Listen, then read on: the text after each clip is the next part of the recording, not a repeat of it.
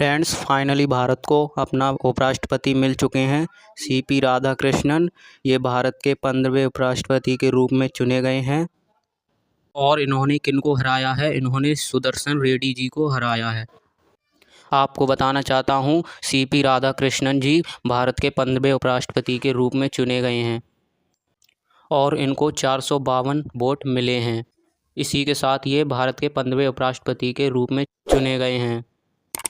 तो फ्रेंड्स, आज की वीडियो में मैं इस टॉपिक से रिलेटेड सभी क्वेश्चन कराने वाला हूं जो एग्ज़ाम के लिए बहुत ही इम्पोर्टेंट हैं।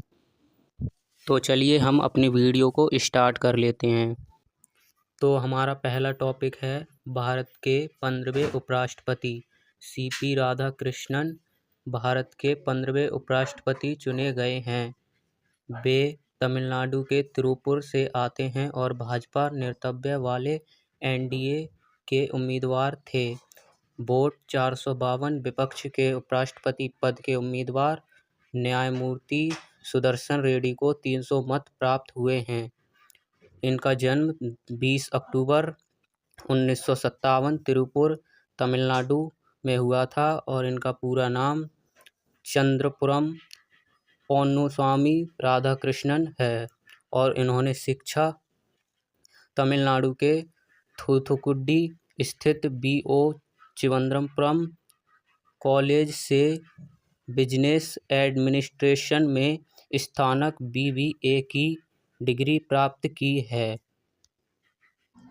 और ये इनका फ़ोटो है नए उपराष्ट्रपति सीपी राधाकृष्णन जी का। आगे हम इनकी राजनीतिक सफ़र के बारे में बात करेंगे। राजनीति सफ़र, इन्होंने 1974 में जनसंघ से शुरू किया, फिर इन्होंने RSS से जुड़े और बाद में BJP में शामिल हुए। और लोकसभा की बात करें तो ये 2 बार कोयम्बटूर से सांसद बन चुके हैं। और BJP अध्यक्ष की बात करें तो ये 2003 से 2000 तक भारतीय जनता पार्टी तमिलनाडु के प्रदेश अध्यक्ष भी रहे हैं। और गवर्नर की बात करें तो ये झारखंड 2023 से 24 तक, तेलंगाना और पुदुचेरी का प्रभार जुलाई 2024 से महाराष्ट्र के 24वें राज्यपाल भी रहे हैं। आगे हम बात करें भारत के राष्ट्रपति उपराष्ट्रपति के बारे में तो ये भारतीय राजनीति व्यवस्था में दूसरा सबसे महत्वपूर्ण संवैधानिक पद माना जाता है। और भारत के उपराष्ट्रपति का पद और उससे संबंधित प्रावधान अमेरिका के संविधान से प्रेरित हैं, ये आपको ध्यान रखना है। और भारतीय संविधान के भाग 5 अनुच्छेद 63 से 69 तक उपराष्ट्रपति से संबंधित महत्वपूर्ण प्रावधान हैं, ये आपको याद रखना है।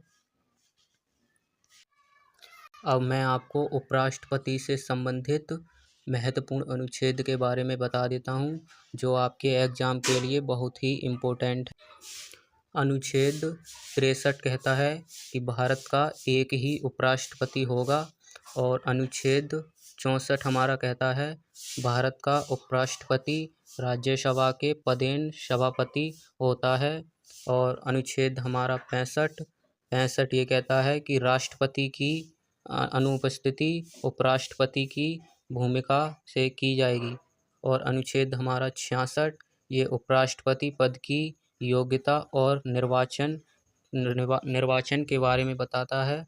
और इसकी योग्यताएं के बारे में बात कर लें तो ये उपराष्ट्रपति पद के लिए उम्मीदवार को यह योग्यताएं पूरी करनी होती हैं।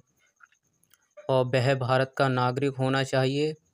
और उपराष्ट्रपति बनने के लिए मिनिमम एज 35 वर्ष की आयु पूरी कर ली हो।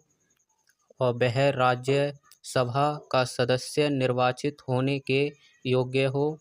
और निर्वाचन के समय वह किसी प्रकार के लाभ के पद पर ना हो। और उम्मीदवार को 15,000 की जमानत राशि जमा करनी पड़ती है। तो ये आपको ध्यान रखना है कि उपराष्ट्रपति बनने के लिए योग्यताएं क्या होनी चाहिए, तो ये आपको याद रखनी है। आगे बात करेंगे अनुच्छेद 67 की। तो ये उपराष्ट्रपति का कार्यकाल और पद से हटाने की प्रक्रिया अनुच्छेद 67 के अंतर्गत आती है। कार्यकाल की अवधि उपराष्ट्रपति अपने पद ग्रहण करने की तारीख से 5 वर्ष की अवधि तक अपना पद धारण करेगा। और अनुच्छेद 68 की बात करें तो उपराष्ट्रपति के पद में रिक्ति। और अनुच्छेद 69 की बात करें तो उपराष्ट्रपति पद की शपथ लेनी पड़ेगी। ये आपको याद रखना है, उपराष्ट्रपति को शपथ लेनी पड़ेगी, ये आपको याद रखना है। ये महत्वपूर्ण अनुच्छेद थे। 22 प्रेसिडेंट यानी कि उपराष्ट्रपति से संबंधित। इसमें से आपको एग्जाम में 2-1 प्रश्न देखने को मिल सकते हैं, क्योंकि उपराष्ट्रपति से संबंधित ये प्रश्न बहुत ही ट्रेंडिंग में चल रहे हैं, तो आप इनको याद कर लीजिए। अब हम उपराष्ट्रपति के त्यागपत्र के बारे में बात कर लेते हैं, फिर हमारे MCQ क्वेश्चन स्टार्ट हो जाएंगे। MCQ क्वेश्चन तो देखते हैं, उपराष्ट्रपति अपने पद से त्यागपत्र कब दे सकते हैं। तो भारत का उपराष्ट्रपति अपना कार्यकाल समाप्त होने से पहले भी अपने पद से त्यागपत्र दे सकता है। यह संवैधानिक रूप से अनुमेय है। जैसा कि आपको पता होना चाहिए, अभी जगदीप धनखड़ जी ने अपने पद से त्यागपत्र दिया था, और त्यागपत्र हमेशा लिखित रूप में होना चाहिए। जैसे ही राष्ट्रपति को त्यागपत्र प्राप्त होता है, उपराष्ट्रपति का पद तुरंत खाली हो जाता है।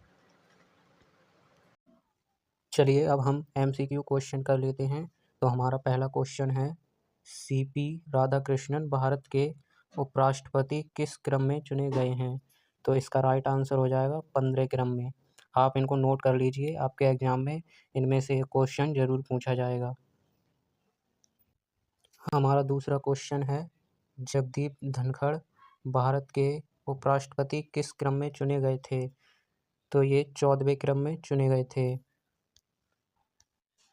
हमारा तीसरा क्वेश्चन है, उपराष्ट्रपति जगदीप धनखड़ 2025 में अपना इस्तीफा भारतीय संविधान के किस अनुच्छेद के तहत राष्ट्रपति को सौंपा था।